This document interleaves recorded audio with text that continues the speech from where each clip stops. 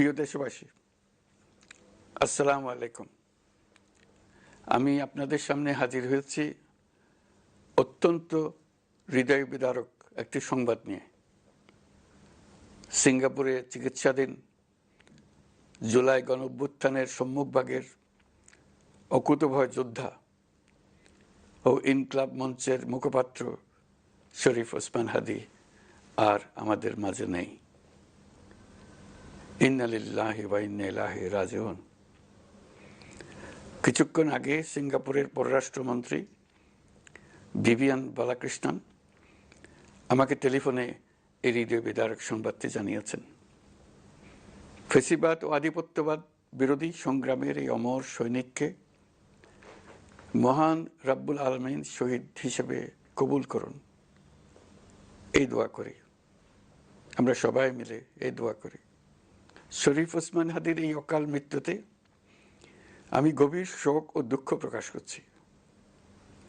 তার প্রয়াণ দেশের রাজনৈতিক ও গণতান্ত্রিক পরিসরে এক অপূরণীয় ক্ষতি। আমি তার রুহের মাগফিরাত কামনা করছি এবং শোক সন্তপ্ত স্ত্রী, পরিবারের সদস্যবৃন্দ, স্বজন ও সহকর্মীদের প্রতি গভীর সমবেদনা জানাচ্ছি।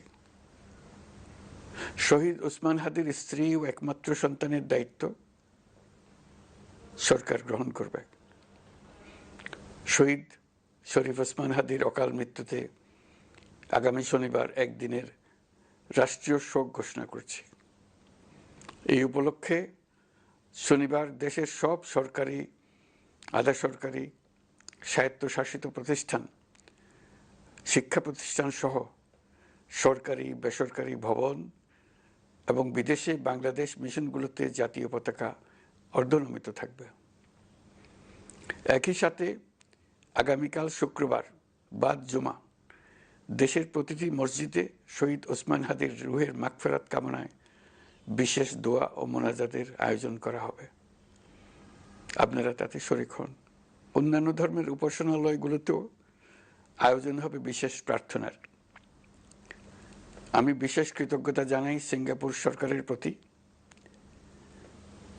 তারা হাদীর চিকিৎসায় অত্যন্ত আন্তরিকতা ও পেশাদারিত্ব দেখিয়েছেন।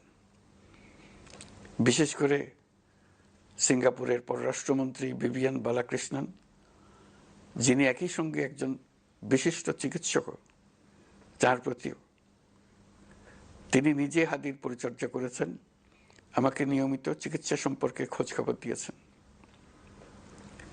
এই নৃশংস হত্যাকাণ্ডের সঙ্গে জড়িত সকল অপরাধীকে দ্রুত আইনের আওতায় আনা হবে এবং তাদের বিরুদ্ধে সর্বোচ্চ শাস্তি নিশ্চিত করা হবে। এই বিষয়ে কোনো ধরনের শৈথিল্য দেখানো হবে না। বিপ্লবী রক্তে উজ্জীবিত এই তরুণ নেতা ওসমান হাদী ছিলেন প্রতিবাদের অনন্য প্রতীক। তার কর্মের মধ্য দিয়ে তিনি শুধু প্রতিবাদ নয়, দেশপ্রেম, ধৈর্য ও দৃঢ়তার অনন্য দৃষ্টান্ত রেখে গেছেন। আমি দেশের সকল নাগরিকের প্রতি আন্তরিক আহ্বান জানাচ্ছি, আপনারা ধৈর্য ও সংযম বজায় রাখুন। আইনশৃঙ্খলা রক্ষাকারী বাহিনী ও সংশ্লিষ্ট সংস্থাগুলোকে পেশাদারিত্বের সঙ্গে তদন্ত কার্যক্রম পরিচালনা করে সুযোগ দিন। রাষ্ট্র আইনের শাসন প্রতিষ্ঠায় সম্পূর্ণরূপে প্রতিশ্রুতিবদ্ধ। আমি আবারও স্পষ্টভাবে বলতে চাই, ওসমান হাদী ছিলেন পরাজিত শক্তি ফ্যাসিস্ট সন্ত্রাসীদের শত্রু। তার কণ্ঠ স্তব্ধ করে বিপ্লবীদের ভয় দেখানোর অপচেষ্টা সম্পূর্ণভাবে ব্যর্থ করে দেন। ভয়, সন্ত্রাস কিংবা রক্তপাতের মাধ্যমে এদেশের গণতান্ত্রিক অগ্রযাত্রা কেউ থামাতে পারবে না। আমরা এখন গণতান্ত্রিক উত্তরণের চূড়ান্ত পর্যায়ে উপনীত হয়েছি। শহীদ হাদী ছিলেন এই প্রক্রিয়ার অবিচ্ছেদ্য অংশ। তার একান্ত ইচ্ছা ছিল আসন্ন নির্বাচনে প্রতিদ্বন্দ্বিতা করে নতুন বাংলাদেশ বিনির্মাণের পরবর্তী ধাপে সক্রিয় ভূমিকা রাখা। অত্যন্ত দুঃখের বিষয়, তার এই মহতী ইচ্ছা অপূর্ণ রয়ে গেল। তার স্বপ্ন বাস্তবায়নের দায় আজ সমগ্র জাতির কাঁধে ন্যস্ত। আগামী দিনগুলোতে আমাদের সবাইকে ধৈর্য, সংযম, সাহস ও দূরদর্শিতার সঙ্গে এগিয়ে যেতে হবে, যাতে নির্বাচন ও গণতন্ত্রের শত্রু ফ্যাসিস্ট সন্ত্রাসী অপশক্তিকে চূড়ান্তভাবে পরাজিত করা যায়।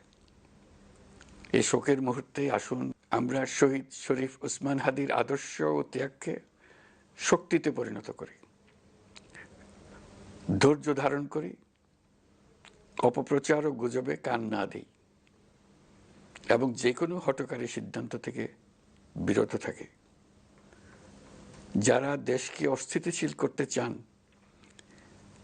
তাদের ফাঁদে পা না দিয়ে আসুন আমরা সবাই ঐক্যবদ্ধভাবে গণতন্ত্র, ন্যায় বিচার ও গণমানুষের অধিকার প্রতিষ্ঠার পথে অবিচল পদক্ষেপে এগিয়ে যাই। এটাই হবে শহীদ হাদির প্রতি আমাদের প্রকৃত শ্রদ্ধা। আল্লাহ হাফেজ।